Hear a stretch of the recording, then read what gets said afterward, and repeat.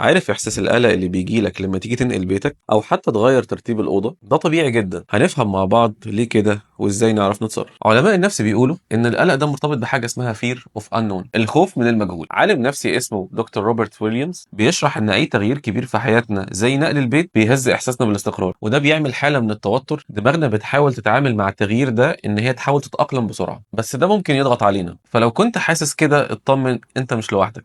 طيب ازاي نتعامل مع القلق ده؟ اول حاجه خدها واحده واحده، اعمل تشيك ليست واضحه لكل خطوه في عمليه التغيير. كمان خلي لنفسك وقت ترتاح فيه وتفصل وسط التحضيرات. الدراسات بتقول ان التنظيم بيقلل كتير قوي من التوتر. تاني حاجه تخلي فيه لمسات مألوفه في المكان الجديد، زي مثلا انك ممكن تاخد تابلو او اكسسوري في المكان القديم تحطه في بيتك الجديد. التفاصيل الصغيرة دي بتزود إحساسك بالألفة. طيب دوري أنا كديزاينر إيه؟ دوري أنا كمصمم إن أنا أحلل تجربتك في بيتك القديم وأنقل مميزاتها في بيتك الجديد. زي مثلا إن أنت تخلي التلاجة على يمينك وأنت باصص على البوتاجاز، أو إن أنت تخلي التلفزيون قدامك وأنت شايف البيت. وهنا هتحس إن بيتك الجديد امتداد طبيعي جدا لبيتك القديم. في الآخر خليك فاكر إن القلق ده طبيعي جدا، وإن أي تغيير محتاج تتأقلم عليه، وإحنا هنا علشان نسهل عليك الرحلة دي ونساعدك تكون مبسوط ومرتاح في بيتك الجديد.